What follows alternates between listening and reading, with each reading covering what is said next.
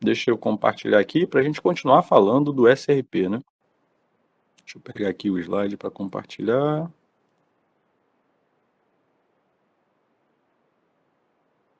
Pronto, vou colocar o chat aqui.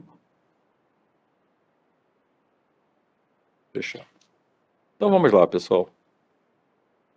Artigo 85, continuando aí a falar, né, das inovações que a nova lei está apresentando aí para o sistema de registro de preços. E aí tem mais um tópico aí voltado para obras e serviços de engenharia. A administração poderá contratar a execução de obras e serviços de engenharia pelo SRP, desde que atendidos os seguintes requisitos. Então, existem alguns requisitos. A gente viu, então, o que a gente está vendo aqui sobre obras e serviços de engenharia? Pelas leis antigas, não existe a previsão de SRP para obras, tampouco para serviços de engenharia. Decisões do Tribunal de Contas da União não permitem registro de preços para obras e serviços de engenharia. Ponto. Tá? Agora vem essa novidade. Então, vamos passar a poder fazer SRP para obras e serviços de engenharia, mas precisamos observar alguns requisitos. Primeiro deles, existência de projeto padronizado sem complexidade técnica e operacional. 2. Necessidade permanente ou frequente de obra ou serviço a ser contratado. Então, diante disso aqui, eu vou até trazer um caso prático que eu vivenciei lá no TCE. Confesso para vocês que quando eu entrei na administração do TCE, que foi em 2017, que eu vi essa ata de registro de preços, no primeiro momento eu não concordei por se tratar de serviço de engenharia, mas foi a melhor solução prática que eu vi até hoje para manutenção predial, para adequações prediais, né? Então, como é que funciona? Isso provavelmente vocês passam aqui também, né? Lá no TCE, onde eu trabalho, existe uma demanda enorme de mudanças, né? Mudança de, olha, o conselheiro quer sair de um andar, vai para outro andar. Aí o conselheiro quer mudar a estrutura do gabinete dele. Aí vem o procurador quer mudar a estrutura, quer mudar o projeto, quer mudar a parede de lugar. Então, a gente tem com frequência uma série de várias necessidades de intervenções de engenharia ao longo do ano. E aí qual é a grande dificuldade? É porque as necessidades vão surgindo assim e geralmente são sempre urgentes, né? É o conselheiro, é o procurador, ele quer mudar isso, ele tem uma equipe maior agora, precisa de mais espaço. Então, o tempo todo tem essas demandas. E aí, então, ficava muito difícil de fazer qualquer tipo de previsão, né? E a gente sabe que a contratação demora. Então, qual foi a solução que foi pensada há alguns anos atrás lá? Foi fazer o seguinte: olha, vamos fazer registro de preços de vários serviços de engenharia que, em conjunto, permitam a gente fazer essas intervenções. Então, essas intervenções são compostas por diversos serviços. Então, você registra preços de vários desses serviços. Quando, por exemplo, um procurador chama a engenharia, né, e fala, olha, eu quero adaptar a minha sala agora, meu gabinete eu quero adaptar para mais 3 postos de trabalho. Então vai ter que fazer um novo projeto de arquitetura. Então o que acontece? Nosso arquiteto vai lá, monta o projeto novo de intervenção de engenharia com base nos itens que estão registrados na ata. E aí o que a gente faz? Como já tem a ata como empresa beneficiária da ata, a gente monta uma ordem de serviço para fazer aquela intervenção de engenharia com base nos itens da ata e emite a nota de empenho para a empresa beneficiária da ata. E ela vai lá e ela faz essa intervenção de engenharia. Então, é uma solução muito interessante. Ela entra exatamente nesse tópico 2, nesse inciso 2, necessidade frequente de obra ou de serviço a ser contratado. E aí, então, é uma mão na roda, porque facilita demais essa demanda constante que nós temos e que muitos órgãos públicos possuem, tá? Então, hoje, a gente passa a ter, com a nova lei, esse respaldo legal para fazer esse tipo de SRP. Outro ponto importante que a gente já conhece está no artigo 86. O órgão ou entidade gerenciadora deverá, na fase preparatória do processo licitatório, para fins de registro de preços, realizar procedimento público de IRP. O que é IRP? Intenção de registro de preços. para, nos termos do regulamento, possibilitar, pelo prazo mínimo de 8 dias úteis, a participação de outros órgãos ou entidades e determinar a estimativa total de quantidades da contratação. Então, vamos entender como é que funciona isso. Essa talvez, né, eu vejo assim duas grandes características vantajosas do SRP. As duas principais características vantajosas do SRP. Primeira delas, eu licito, eu registro bens ou serviços e eu não sou obrigado a contratar. E quando eu tiver a necessidade, eu peço e a empresa tem que entregar. Então, isso dá uma flexibilidade muito grande à administração pública. Então, esse talvez seja o ponto mais benéfico, o grande benefício do SRP. E o segundo grande benefício é a possibilidade de, pelo SRP, fazer uma licitação só para atender a vários órgãos. Como é que funciona isso, então? A ideia é a seguinte, isso não é novidade aqui da lei nova. Isso já existe há algum tempo e esses prazos, inclusive, são os mesmos prazos que nós temos no Decreto Federal 7892. Inclusive, dentro do governo federal existe um sistema, dentro do CIASG existe um sistema chamado IRP, justamente para os órgãos colocarem suas intenções de registro de preço. Então, como é que funciona? Aquele órgão que identificou uma necessidade de contratação, a gente já viu, né, ele vai estudar a sua necessidade no ETP, e dentro do ETP ele pode chegar à conclusão que é melhor fazer registro de preços. E se ele vai fazer registro de preços, esse órgão que vai fazer todo o processo vai ser chamado de órgão gerenciador. Por que órgão gerenciador?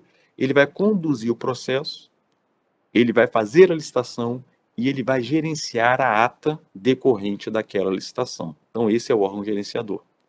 Só que esse órgão, quando começar a fazer o planejamento, ele vai convidar outros órgãos para participarem desse SRP. Como é que ele faz o convite? Por meio da intenção de registro de preços. Então, vamos voltar para o meu exemplo da resma de papel A4. Esse órgão vai fazer um SRP para registrar preços de papel A4. Então, ele lança a intenção de registro de preços dizendo, pessoal, vou fazer um SRP para resma de papel A4. Alguém tem interesse em participar? E aí, então, dentro desses 8 dias úteis, os outros órgãos podem se manifestar. E aquele órgão que tiver interesse, como é que ele vai participar? Ele vai participar fornecendo a sua demanda quantitativa de resma de papel A4. Então, à medida que eu tenho órgãos se manifestando para participar, esses órgãos vão fornecer as demandas quantitativas e o órgão gerenciador, que é responsável pela elaboração do termo de referência, ele vai colocar essas informações dentro do termo de referência. Então, se vocês olharem, por exemplo, o modelo de termo de referência da AGU, tem lá, bonitinho lá, dizendo como é que a gente vai fazer um termo de referência para gerenciador e participantes. Eu tenho que colocar a quantidade total de resma de papel A4. Qual é a quantidade total? É a quantidade para atender ao gerenciador e aos participantes. Só que, além disso, abaixo, eu tenho que citar cada órgão com sua respectiva quantidade. Órgão gerenciador é o Ministério Público do Tocantins. Qual é a quantidade para o MP? 10 mil resmas. Órgão número 2, órgão participante número 1, órgão participante número 1, Tribunal de Justiça. Qual é a quantidade? Qual é o local de entrega? Então, a gente vai listando no TR. Então, percebam que o órgão participante participa do processo, participa do planejamento do SRP. Tá? E é muito importante a gente entender isso. Então, temos a figura do órgão gerenciador, temos a figura do órgão participante. Quando o órgão gerenciador encerra o planejamento dele, ele vai licitar, vamos imaginar aqui, somando todas as demandas quantitativas, ele vai registrar o preço de 100 mil resmas de papel A4, e isso é muito bom, porque ele iria, né, vamos imaginar, um MP iria licitar 10 mil resmas. Quando vieram os participantes, aumentou a quantidade. Então, o MP vai registrar preço de 100 mil resmas. Só que dessas 100 mil resmas, tanto o gerenciador quanto cada participante, enquanto a ata estiver vigente, podem pedir, óbvio, dentro das quantidades de cada um que foram registradas no termo de referência. Tá? Então, esse é um ponto muito positivo aí do registro de preços. O procedimento deste artigo será dispensável quando o órgão ou entidade gerenciadora for o único contratante. Pode acontecer de o órgão que vai gerenciar o processo não ter interesse, né? Não ter capacidade logística ou capacidade de gestão para fazer tudo isso, né? Participante, gerenciar tudo isso. Então ele justifica e não faz a intenção de registro de preço. Fechamos aqui então a questão do participante, da participação. Agora a gente vai falar da carona. Parágrafo 2º, que é provavelmente a grande polêmica que nós temos aí no SRP. A Margarete colocou aqui uma pergunta, olha. Professor, nesse caso há limites de participantes? Não, não há limites para o número de participantes. O que acontece é, dentro do regulamento que o ente federativo vai fazer, ele pode estabelecer limites para participantes. Posso no regulamento? Pode, no regulamento pode. A lei nova não estabelece limite, mas o regulamento poderia estabelecer. Ou o órgão gerenciador poderia estabelecer limites, por quê? Por causa da sua capacidade de gestão. Já imaginaram 100 órgãos querendo participar? Como é que seria para gerenciar tudo isso, né? Então, assim, poderia o gerenciador estabelecer uma limitação diante da sua capacidade de operacionalização ou de gestão do processo, tá? Então, isso é possível sim, mas a lei não estabelece limite. Agora vamos lá. Agora vamos falar da carona. Parágrafo 2º, então. Se não participarem do procedimento, qual procedimento? Na intenção de registro de preços, os órgãos e entidades poderão aderir à ata na condição de não participantes, observados os seguintes requisitos. Então, vamos lá. Eu sou o gerenciador, MP é o gerenciador, está planejando a licitação de resma de papel A4, abriu um RP, uma IRP, uma intenção de registro de preços. Os órgãos que quiseram manifestaram sua intenção e apresentaram suas demandas quantitativas. O MP consolidou tudo isso no TR, fez a licitação homologada, gerou uma ata. Essa ata é para atender ao MP, que é o gerenciador, e a todos os participantes. Fechou. Só que a ata está lá vigente por 12 meses. De repente, um outro órgão que não participou do processo precisa comprar resma de papel A4. E aí, então, esse outro órgão toma ciência de que existe uma ata vigente, que é justamente essa ata do MP. Então, o que a legislação permite? Em vez de esse órgão fazer a sua própria licitação, esse órgão vai pedir carona naquela ata. O nome técnico, o nome legal da carona é adesão à ata de registro de preços por órgão não participante. Então, é um órgão que não participou de nada do processo, que viu lá a ata vigente com o objeto que ele tem necessidade, e ele vai lá esticar o dedinho dele e falar, ó, você me dá carona? É isso. Só que tem alguns pré-requisitos ali, ó. Primeiro, a apresentação de justificativa da vantagem da adesão, inclusive em situações de provável desabastecimento ou descontinuidade do serviço público.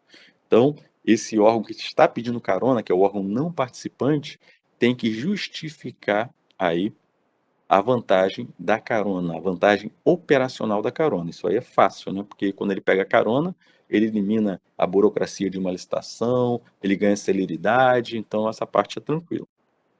Segundo pré-requisito, ele tem que demonstrar que os preços registrados são compatíveis com os preços praticados no mercado.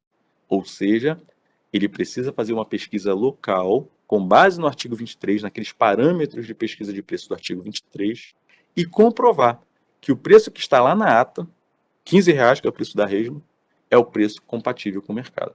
Então ele precisa fazer isso para pegar a carona.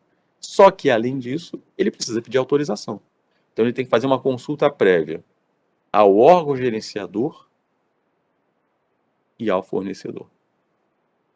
Na verdade, na prática, eu costumo dizer que a consulta prévia tem que ser feita ao gerenciador e o gerenciador, como gerencia a ata, é que deve consultar a empresa.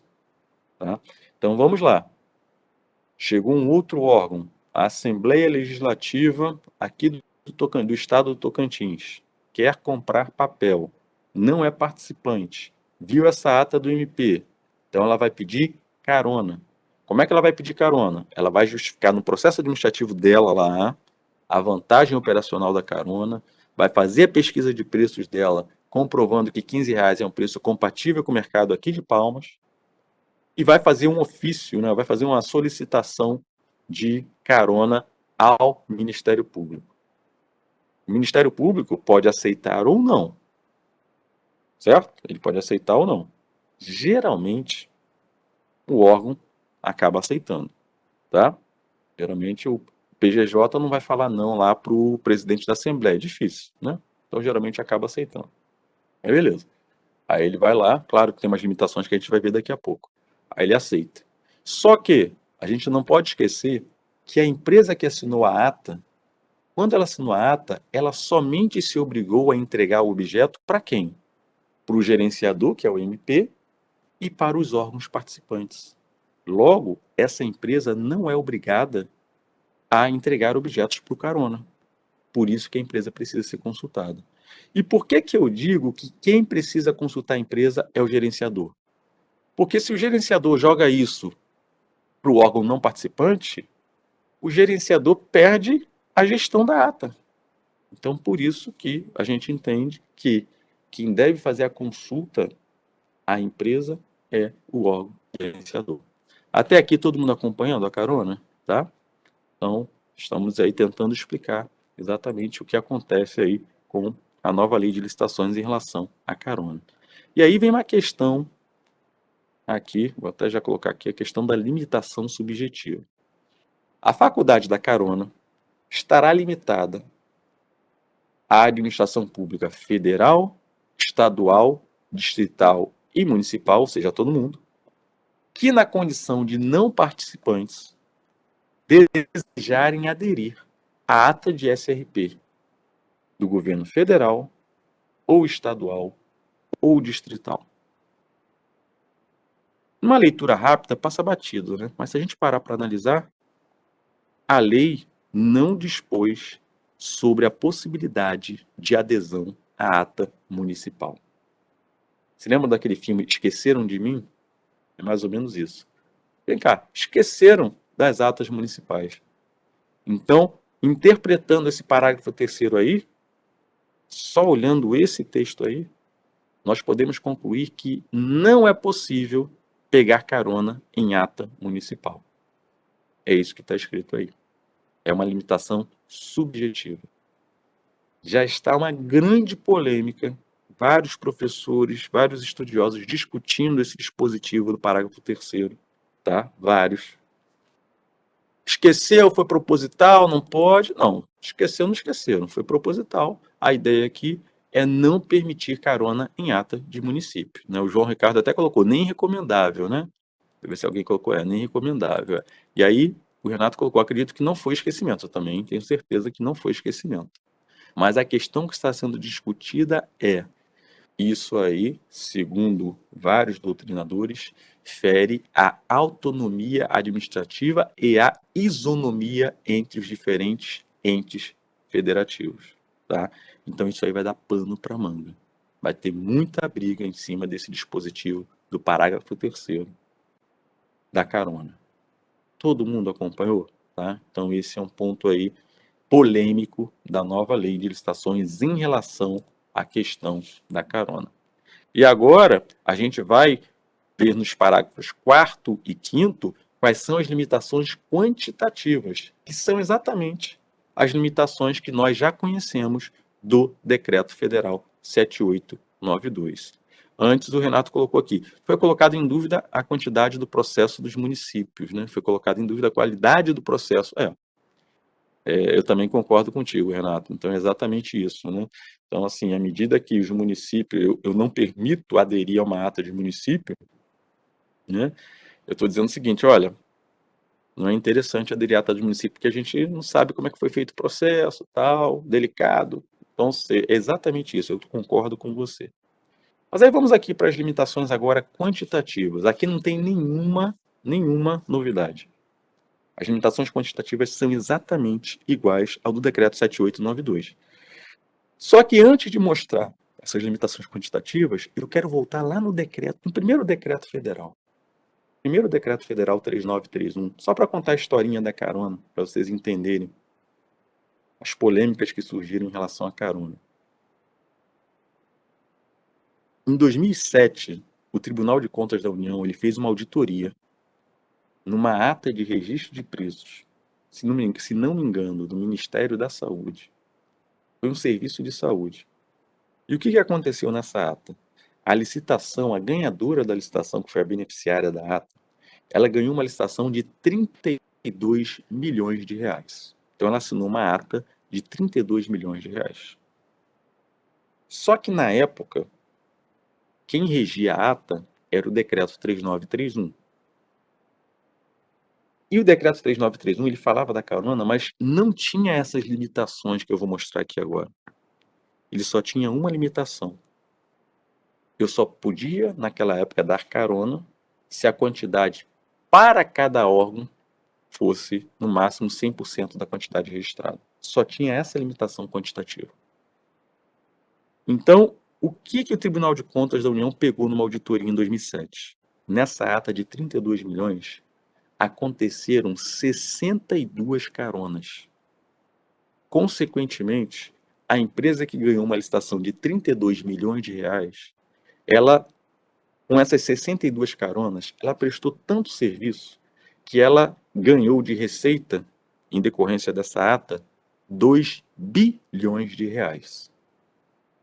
E aí foi esse acórdão paradigmático que gerou a determinação do TCU para que o governo federal mudasse o decreto, impondo limites mais rígidos em relação à carona.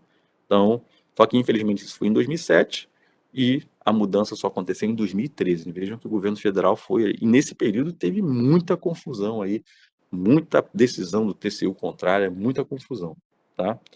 Outro ponto importante, que eu acho importante vocês saberem, e que agora vai acabar, é que, na época, o professor Joel de Menezes Niebuhr, que é uma das referências na área de licitações e contratos, ele emitiu um parecer jurídico, ele é doutor em Direito Administrativo, e nesse parecer ele colocou o seguinte, ele falou o seguinte, olha, a carona não existe na norma geral, não existia na 866, né?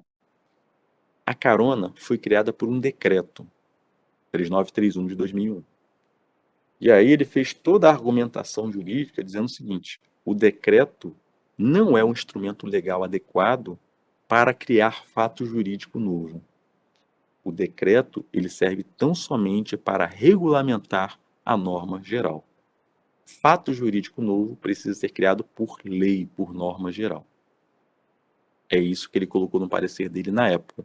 Consequentemente, ele concluiu esse parecer dizendo que a carona era ilegal. Só que esse parecer ele foi tão forte na época que alguns tribunais de contas seguiram esse parecer e determinaram que seus órgãos jurisdicionados não fizessem nem concedessem carona. Não pegassem nem concedessem carona. Por exemplo, o Tribunal de Contas do Estado de Santa Catarina. Só para vocês entenderem como a questão é polêmica. Um outro ponto, e aí quem trabalhava nessa época viu isso acontecer, e até hoje a gente ainda vê um pouquinho, é o mercado de venda de atas. O que é o mercado de venda de atas? A empresa está do lado dela. Né? A empresa não está cometendo nenhum crime. Se a legislação permitir a carona, o que várias empresas fizeram? Tive uma visita de uma empresa dessas lá no MP. Empresa de locação de máquina multifuncional na época. Ela ganhou licitação na MP, ela ganhou licitação em outro órgão, tudo ata de registro de preços. Essa empresa contratou uma equipe de vendas, fez um book de vendas com várias atas de registro de preços que ela tinha vigente, e essa equipe de vendas batia na porta dos órgãos públicos para vender as suas atas. Então a gente começou a ter uma inversão do processo de contratação pública. Porque o que eu estou mostrando para vocês? O processo de contratação pública funciona como? Eu identifico uma necessidade dentro da administração, eu planejo aquilo que eu preciso contratar para atender a minha necessidade, e aí então eu faço a licitação. Aí então o processo se inverteu com a carona. Por quê? O órgão público não, as empresas começaram a bater na porta dos órgãos públicos oferecendo objetos prontos já, licitados já. E aí vamos lá. Se eu estou pensando aqui no meu órgão público, eu estou pensando, olha, poxa, não sei se eu alugo máquina multifuncional, se eu compro. Aí alguém bate na minha porta e fala, ó, tem uma solução para você aqui, já tem uma ata pronta e tal. Aí o que que esse gestor público ele faz? Em vez de ele planejar, ele faz o quê? Em vez de ele estudar a necessidade dele e planejar, ele faz o quê? Ele simplesmente pede carona naquela ata, copiando a especificação daquele objeto, sem saber se aquele objeto atende plenamente à sua necessidade. A gente viu isso acontecer direto, tá? Então, só aqui eu já falei de várias críticas ao processo da carona. Logo, por isso que os tribunais de contas têm uma aversão à carona. Por isso que muitos auditores, quando veem processo de carona, eles colocam uma lupa para poder ver qual é o problema daquela carona. Então, onde é que eu quero chegar? Pessoal, a carona agora está na lei geral, menos um problema. A carona tem limitações quantitativas agora mais interessantes, menos mal. Só que a carona precisa ser utilizada ali, né, muito bem justificada, porque existe essa visão negativa aí, principalmente dos órgãos fiscalizadores. A Elisângela coloca aqui, raro, mas não impossível. Há ata de registro de preços que contém itens com apenas uma unidade registrada. Tendo em vista a limitação de 50%, há alguma fundamentação para autorizar a carona para este item uma única vez? Não. Tá? Então, assim, a gente vai falar aqui das limitações, limitação de 50%, né? E aí o que que vai acontecer? Se o órgão público ele registrou uma unidade de um item, e aí eu vou mostrar aqui agora, parágrafo 4º, que o máximo que um órgão pode pegar carona é 50% do quantitativo registrado para o item. Se eu tenho um item, 50% seria metade do item. Então, não tem como pegar carona nesse item. Esse órgão teria que ter registrado 2 itens, tá? Então não pode, não tem como. Então, primeira limitação, as aquisições ou contratações adicionais. O que são contratações adicionais? São as da carona. Então, essa informação é importantíssima, tá? Por quê? Vamos voltar para o nosso exemplo da ata do MP de resma de papel A4. O MP registrou 100 mil resmas de papel A4. 100 mil resmas de papel A4. Essas 100 mil resmas são para atender ao MP e aos participantes.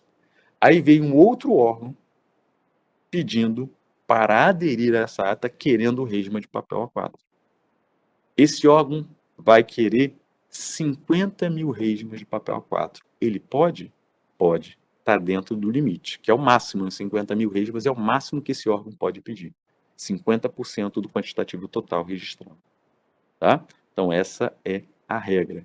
Só que, quando a lei fala contratação adicional, significa que, se eu vou autorizar a carona para a Assembleia Legislativa, e a Assembleia Legislativa vai pegar 50 mil resmas, essas 50 mil resmas não abatem das 100 mil resmas.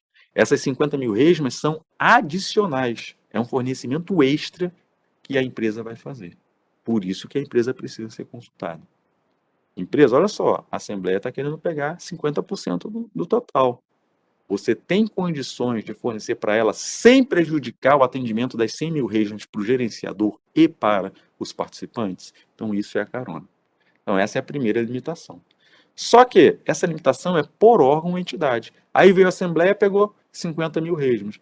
Aí poderia vir um outro órgão, pegaria mais 50 mil. Outro órgão, mais 50 mil. Então, eu preciso limitar também a quantidade de órgãos. A quantidade de caronas. Né? Então, parágrafo 5º.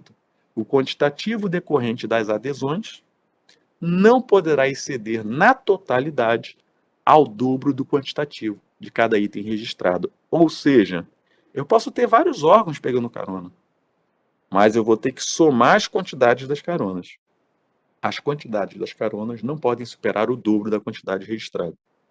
Então, se na minha ata eu tenho 100 mil resmas de papel A4, eu vou somar as caronas e esse somatório não pode ultrapassar 200 mil resmas de papel A4. Então a gente amarrou. Na verdade, a lei amarrou, né? Isso foi copiado do decreto. Está amarrado. Amarrado o quê? limite por órgão e o limite total. Então, a gente amarrou os dois lados aí, tá? Então, aqui não temos nenhuma novidade, porque essas limitações já existem no decreto federal, que são as limitações quantitativas. Aí, continuando aqui, agora, alguns pontos aí, algumas novidades trazidas pela nova lei. A adesão à ata de registro de preços, né, do órgão gerenciador do Poder Executivo Federal por órgãos e entidades da administração pública estadual, distrital e municipal poderá ser exigida para fins de transferências voluntárias, não ficando sujeita ao limite do parágrafo 5º, ou seja, aquele limite do dobro da quantidade total, se a contratação for destinada à execução descentralizada de programa ou projeto federal e comprovada a compatibilidade com os preços do mercado. Então, vamos traduzir isso aí. E para traduzir, né, a gente precisa entender o que é transferência voluntária. É quando o governo, no caso aqui a gente está falando do governo federal, transferindo voluntariamente recursos públicos para utilização por estados e municípios. Essa transferência voluntária acontece ou por convênio ou por contrato de repasse, tá? Só que esse dispositivo que está aí, ele fala especificamente para execução descentralizada de programa ou projeto federal. Então tem um exemplo clássico: sistema de transporte, contratação de transporte escolar. O governo federal, ele faz uma grande licitação, registro de preços de transporte escolar. E existe um projeto, um programa federal para incentivar esse transporte escolar, pelo qual o governo federal faz convênio com municípios e repassa dinheiro público federal para os municípios aplicarem, justamente para disponibilizarem lá naquele município, lá naquela cidade, o transporte escolar. Então, nesses casos, o que a lei está falando? Olha, se o município vai utilizar dinheiro público que é federal para executar um programa federal, ele pode pegar carona nessa ata que é federal. Então, não é interessante que vários municípios façam isso? Então, eu não pego aquele limite do parágrafo 5º. Ou seja, fica aberta aquela limitação da totalidade. Eu posso ter vários municípios pegando carona, porque se trata de dinheiro público federal e de um projeto federal. Então, tem toda a lógica aí por trás desse parágrafo 6º, tá? Deixa eu ver se tem mais alguma pergunta aqui. Não. Aí, vamos lá. Opa, peraí. Ah, a Elisângela fez uma pergunta. Não, tem mais perguntas aqui. Deixa eu ver aqui, deixa eu dar uma olhadinha. A Elisângela colocou aqui: no decreto 7892, o Executivo Federal não pode pegar caronas em atas estaduais e municipais. Acabou esta vedação na nova lei? Não. Veremos daqui a pouco que essa vedação continua, tá? Federal só pode pegar carona com federal. Continua a mesma vedação do decreto 7892. Bacana? Aí vamos lá, parágrafo 7º. Para aquisição emergencial de medicamentos e material de consumo médico hospitalar pelo governo federal, estadual, distrital e municipal, a adesão à ata de registro de preço gerenciada pelo Ministério da Saúde não estará sujeita ao limite também do parágrafo 5º. Tenho a impressão que isso aí foi colocado por causa da pandemia também. Ou seja, para a gente poder enfrentar tudo isso que a gente está passando, a gente percebe claramente que a nova lei incorporou algumas coisas voltadas especificamente para a área de saúde. Aqui é um ponto importante, olha. Se eu vou fazer uma aquisição emergencial de medicamentos ou de material médico hospitalar, independentemente de quem vai fazer isso, pode fazer carona a uma ata que tenha como gerenciador o Ministério da Saúde, e aí então eu não tenho aquela limitação do dobro da quantidade. Vários órgãos podem pegar carona. Será vedada aos órgãos e entidades da administração pública federal a adesão à ata de estados, Distrito Federal ou município. Olha aí a pergunta aí respondida. Pergunta que a Elisângela fez. Então, parágrafo 8º mantém o mesmo raciocínio do decreto 7892. E aqui, então, nós finalizamos o registro de preços. Ficou claro para vocês, então? Registro de preços. Basicamente, né, resumindo, o registro de preços. A nova lei, ela pegou o decreto 7892, ela incorporou as regras básicas do decreto 7892 e ela implementou algumas inovações que, por sinal, no meu entendimento, são bem positivas. A possibilidade de contratação direta para compra compartilhada pelo SRP, a possibilidade de SRP para obras e serviços de engenharia, a possibilidade de prorrogação do prazo da ata por mais 12 meses, a questão da carona, que antes fazia parte só de decreto e agora nós temos na lei. Então, a questão do preço, ou seja, a responsabilidade para mecanismos de atualização do preço no edital. Então, uma série de coisas boas trazidas aí pela nova lei. Os pontos aí que eu critico é aquela questão de poder licitar sem quantidade e essa questão aí do municipal que está gerando polêmica, não poder pegar carona em ata municipal que está gerando toda essa polêmica aí, essa discussão, tá? Então, esse é o resumo aí do novo SRP na Lei 14.133. E para nós fecharmos aí os procedimentos auxiliares, artigo 87, registro cadastral. Para os fins desta lei, os órgãos e entidades da administração pública deverão utilizar o sistema de registro cadastral unificado que vai ser disponibilizado no PNCP, né? Para efeito de cadastro unificado de licitantes na forma disposta em regulamento. Deixa eu ver aqui que parece que tem mais perguntas aqui, olha. O Renato fez uma pergunta. Para quem faz a adesão vira uma ata para o órgão ou ele tem que fazer uma nova adesão para cada necessidade de compra? Renato, a adesão não vira ata. Essa pergunta é boa, muitas pessoas perguntam isso, tá? A ata é uma só. Então vamos voltar para o exemplo aqui da ata de resma de papel do MP. O MP fez a licitação e tem aquela ata de 100 mil resmos, tá? Aí a Assembleia Legislativa tem uma necessidade de contratação.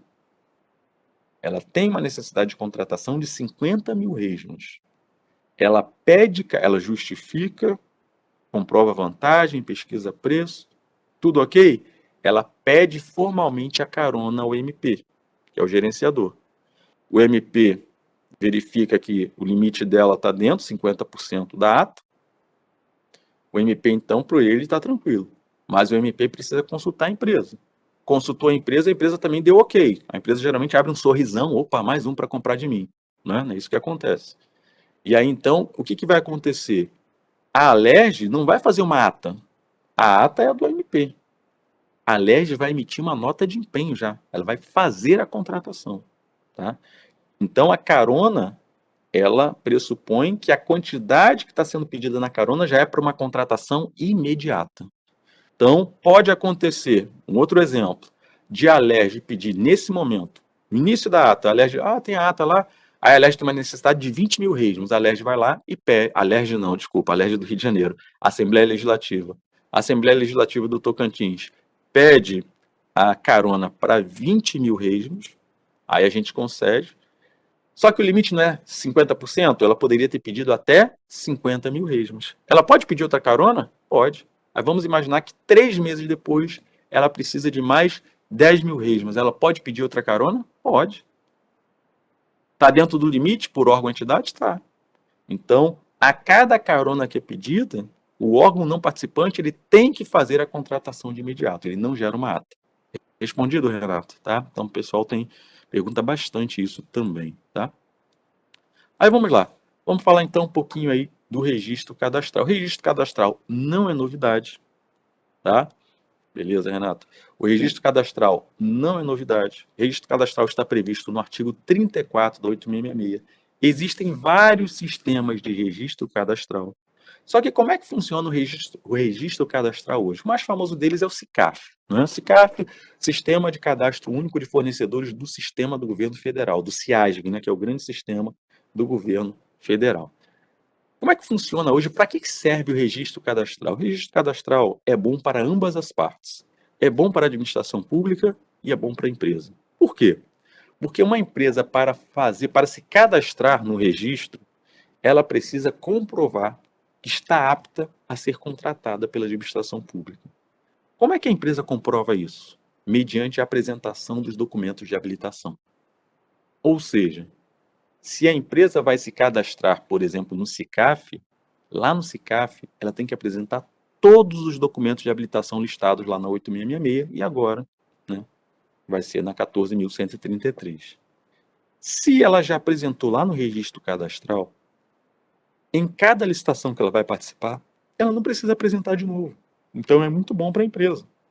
Ela se habilita, né, se cadastra uma vez só e a cada licitação que ela for participar, em vez de ela apresentar toda aquela documentação novamente, ela simplesmente extrai um documento que nós chamamos de CRC, Certificado de Registro Cadastral. Então isso elimina custos para as empresas e, por outro lado, para a administração é ótimo. Eu era pregoeiro, isso facilitava demais a minha vida. Por quê? Porque em vez de eu ficar analisando cada documento de habilitação, eu vou lá no sistema, extraio o CRC do sistema, e no CRC, o CRC é um resumo da situação. Se tiver alguma pendência, vai aparecer no CRC. Se não tiver pendência, vai estar lá tudo bonitinho no CRC. Eu não preciso olhar mais nada. Tá? Então, o registro cadastral, da forma como funciona hoje, é um facilitador para o processo de habilitação. Ponto. No PNCP, só que, um ponto importante, hoje existem vários sistemas espalhados pelo Brasil todo. Então, existem vários registros cadastrais. Então, vou dar alguns exemplos. Acabei de falar, o mais conhecido, o mais robusto é o do governo federal, que é o SICAF.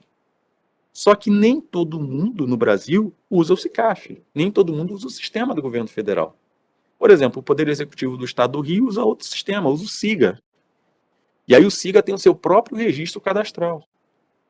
Olha só que coisa, né? Então, uma empresa, quando vai participar, uma empresa que quer vender para o governo, hoje ela tem que fazer o quê? Ela tem que entrar no SICAF e se cadastrar. Ela tem que entrar no SIGA e se cadastrar. Ela tem que entrar no BEC de São Paulo e se cadastrar. Ela tem que se cadastrar em vários registros cadastrais.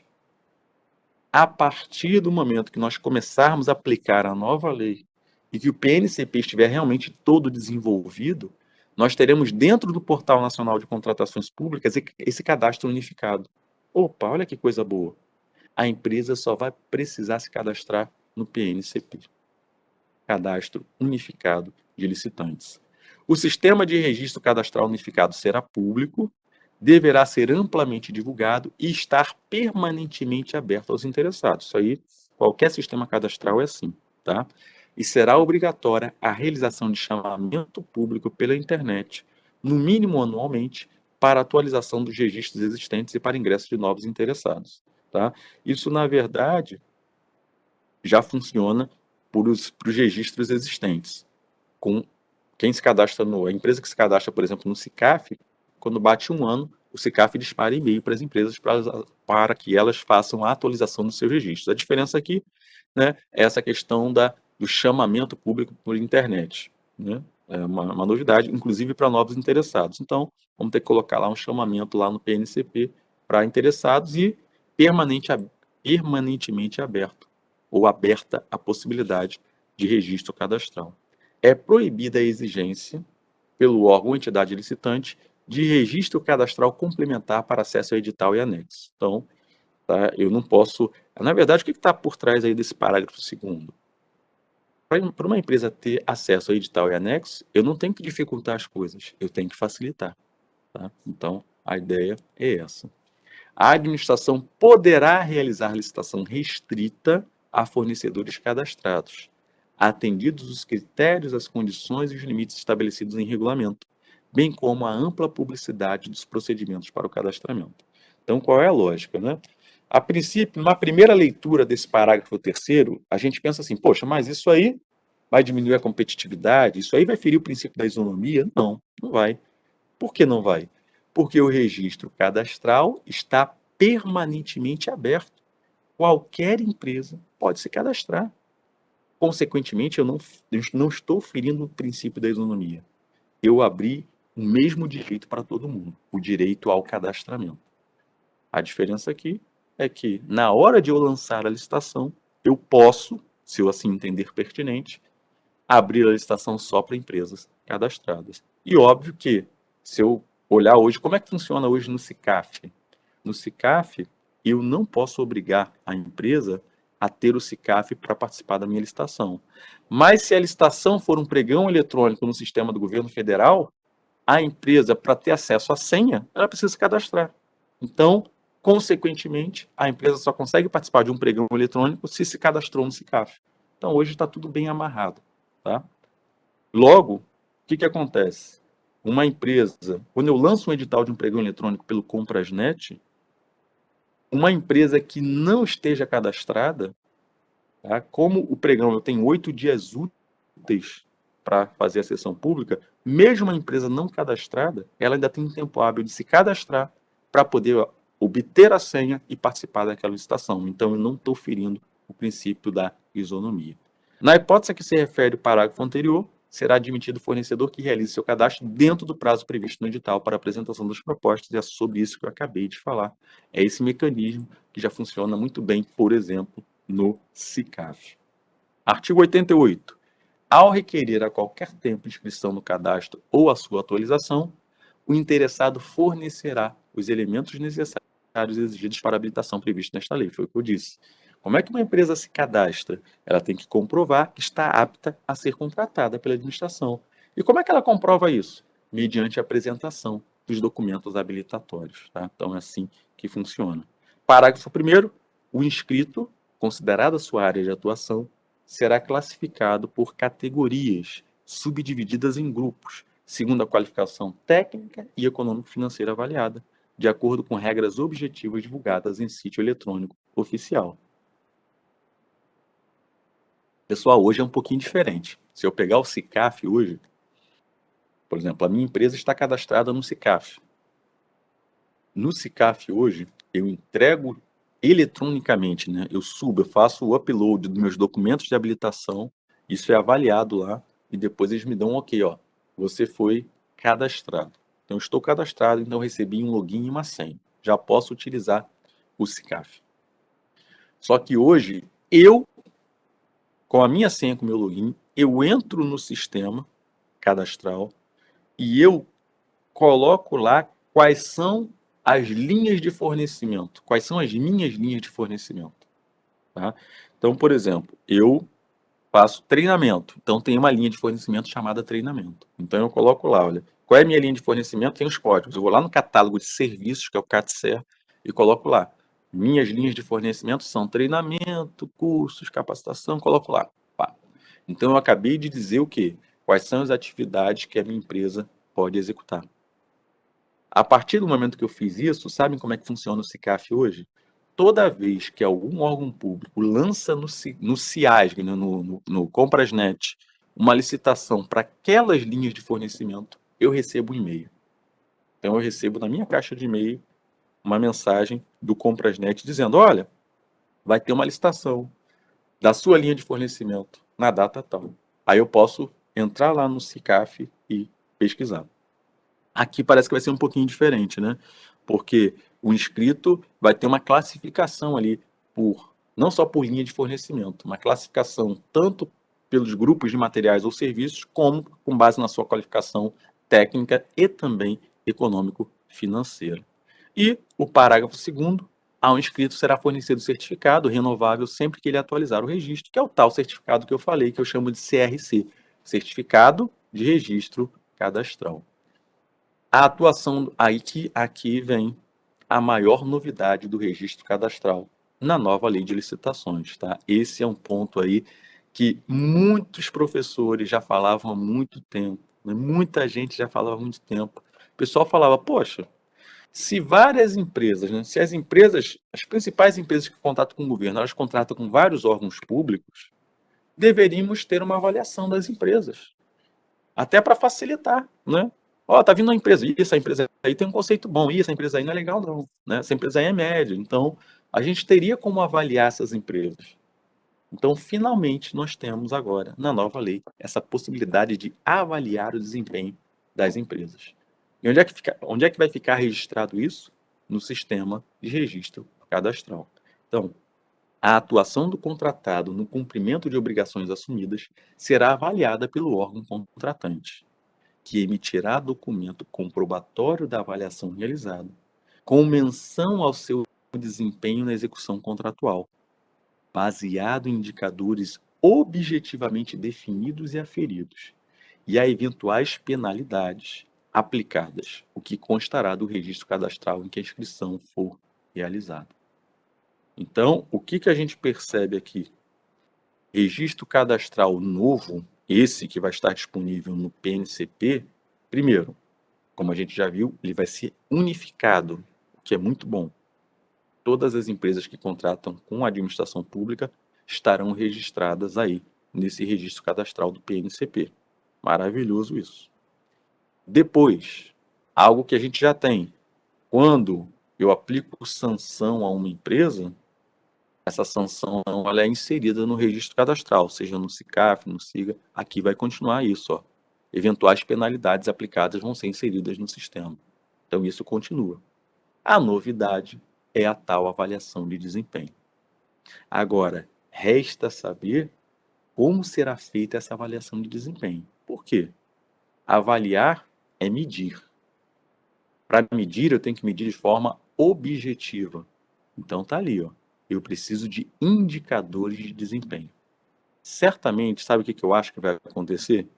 O governo federal ele deve criar um manual, um caderno de logística de indicadores de desempenho, e aí eu acredito que os órgãos estaduais e municipais devam fazer o quê? Copiar esses indicadores. É isso que eu acredito que vai acontecer, tá? Minha única questão aqui, meu único medo em relação a essa questão da avaliação de desempenho é se a gente começar a ter avaliações muito diferentes, ou seja, se eu tiver subjetividade, né? Aí um estado avalia uma empresa de uma forma, outro estado avalia de outra, aí então o município avalia de outra, e aí a gente vai ter lá uma bagunça, porque as avaliações são subjetivas. Então, por isso que a lei coloca, essa avaliação, ela tem que ser feita com base em indicadores bem definidos e objetivos, tá? Aqui a Camille colocou: admite-se que a licitação seja restrita somente aos cadastrados? Sim, Camille, existe essa possibilidade, como foi colocado ali, tá? Admite-se que a licitação seja restrita somente aos cadastrados? Sim, mas eu dou a possibilidade de as empresas se cadastrarem. Então, eu não estou cerceando a competitividade. Então, eu falo, olha, estou publicando a licitação hoje, a licitação vai acontecer daqui a 10 dias úteis. Contratação de serviço por pregão, né? A gente viu o prazo 10 dias úteis. Aí quem lê esse edital vai ver, só pode participar dessa licitação quem for cadastrado no registro cadastral do PNCP. Só que o registro cadastral do PNCP ele precisa ficar permanentemente aberto. Então a empresa tem 10 dias úteis para se cadastrar no PNCP para poder participar da licitação. Então, eu posso exigir isso, mas eu tenho artifícios para a empresa para dizer, empresa, não estou cerceando sua possibilidade de participar. Você se cadastra e participa. Acabou. Tá? Então, é possível sim, pela nova lei de licitações. Tá? Então, ponto principal do registro cadastral, na verdade, dois pontos principais, é que ele passa a ser unificado e que ele passa a ter aí a avaliação de desempenho das empresas em contratos anteriores, tá? Então, é uma inovação, resta saber como isso vai ser feito na prática. Aí vem o parágrafo 4º, olha. A anotação do cumprimento de obrigações pela contratada será condicionada à implantação e à regulamentação do cadastro de atesto de cumprimento de obrigações, que eu já até comentei para vocês que é carinhosamente apelidado de CACO, Cadastro de Atesto de Cumprimento de Obrigações, apto à realização do registro de forma objetiva, em atendimento aos princípios da impessoalidade, igualdade, isonomia, publicidade e transparência, de modo a possibilitar a implementação de medidas de incentivo aos licitantes que possuírem ótimo desempenho anotado em seu registro cadastral. Tá? Então vejam que a lei já está indicando que esse registro cadastral, que vai ter um cadastro de ateste de cumprimento de obrigações, vai ter um propósito. O propósito vai ser qual? Eu vou incentivar as empresas boas. Isso aí é algo que já está sendo dito há muito tempo. Né? E para a gente fechar aqui, está quase na hora do nosso almoço, né? Só fazer um parênteses aqui. Vocês já pararam para pensar? Eu, na verdade, só parei para pensar sobre isso depois que assisti a um evento desses webinários aí, um grupo de professores, e aí eles colocaram uma coisa que eu nunca tinha parado para pensar. Vamos nos colocar do lado de uma empresa. A empresa lê o edital da licitação. O que o edital fala? Né? Se a gente parar para analisar, empresa, olha só, você quer contratar comigo? Você tem que juntar uma opção de documento. Né? Se faltar documento, você está fora. Você tem que fazer uma proposta e seu preço, se for alto, está fora. Né? Então, você vai ter que ser acirrado aí no seu preço. Você vai assinar um contrato comigo e eu posso mudar as regras do jogo. Posso fazer alteração unilateral. Olha só, se você der uma escorregadinha, empresa, eu vou te aplicar uma multa. O que está acontecendo? Eu estou colocando uma porção de barreira para as empresas. Eu nunca tinha parado para pensar nisso. Eu falei, caramba, é verdade, né? A gente quer atender a nossa necessidade, a gente precisa atender a nossa necessidade pública, só que a gente cria uma porção de coisas e começa a criar uma porção de barreira. Empresa, olha só, se você escorregar vai ter isso, se você fizer isso, eu coloco uma porção de coisas para as empresas. As empresas têm que atravessar várias barreiras para conseguir contratar com a administração pública. Então, muitos doutrinadores já falavam, poxa, a gente tem que acabar com isso. Tem que começar a quebrar esses muros, né? A gente quer uma empresa parceira, relação ganha-ganha, né? Então, aqui a gente começa a ter ali, ó, vamos incentivar as empresas boas? A gente bate nas empresas más, né? A empresa que não presta serviço direito, a gente aplica sanção, a gente faz isso, faz aquilo. Mas as empresas que prestam um ótimo serviço para a administração e as empresas que há anos atendem bem a vários órgãos públicos, elas têm que ganhar alguma coisa, elas precisam ser incentivadas. Então aqui é uma sementinha, né, que está sendo plantada aí pela nova lei de licitações. A qualquer tempo poderá ser alterado, suspenso ou cancelado o registro de inscrito que deixar de satisfazer exigências determinadas pela lei. Então, a empresa está cadastrada, deixou de atender, sai do registro cadastral. O interessado que requerer o cadastro na forma do CAPT poderá participar do processo licitatório até a decisão da administração, e a celebração do contrato ficará condicionada à emissão do certificado. Não pode acontecer. Eu publiquei aqui meu edital, 8 dias ou 10 dias, vamos falar, 8 dias para a realização da sessão, uma compra. Eu exigi que a empresa seja cadastrada. A empresa entrou com pedido de cadastramento aqui antes da licitação, mas a administração não decidiu ainda. Então a culpa não é da empresa. Então eu não posso impedir essa empresa de participar. Só que se ela ganhar para assinar o contrato, ela precisa ter já o cadastro resolvido. Tá? Então essa regra aí também ficou bem bacana aí na nova lei. Então fechamos aqui, pessoal, os procedimentos auxiliares. Deixa eu ver se tem alguma colocação aqui, né? Aí o Renato até coloca, né? A questão principal aí é como será utilizado, né? Como esse registro cadastral será utilizado, como será feita a avaliação de desempenho. Eu acho que esse realmente é o ponto crítico. Bacana, pessoal. Então, o que a gente vai fazer agora, né? Eu não vou entrar nesse momento, faltando aí praticamente 5 minutos aí para o nosso horário de almoço, tá? A gente vai sair para almoçar agora. A gente volta às 14 horas. Às 14 horas, quando a gente voltar, basicamente faltam 3 assuntos aqui para nós tratarmos na parte da tarde. Contratação direta, que é o que a gente vai começar logo depois do almoço. Dispensa e inexigibilidade de licitação. Depois, nós vamos falar um pouco sobre o que a lei traz sobre controle, pontos importantes que a lei traz sobre controle. Não vou citar tudo, tem muita coisa que é muito voltada para Tribunal de Contas e tal, mas a lei traz uma parte forte sobre controle. E a gente finaliza com os artigos finais da lei, que fala de regras específicas para municípios pequenos e alterações legislativas, tá? Então é isso que nós veremos aí na parte da tarde. Então, pessoal, eu vou parar agora, né, de compartilhar aqui, parar de compartilhar os slides. Vamos sair para almoçar então? Então, mesmo esquema, 14 horas estaremos de volta para dar continuidade. Fechado? Então, pessoal, bom almoço para todos vocês e até daqui a pouquinho.